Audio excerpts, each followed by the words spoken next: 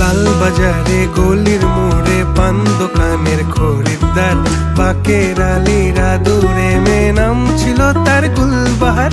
লাল বাজারে গলির মোড়ে পান দোকানের খরিদ্দার, বাকের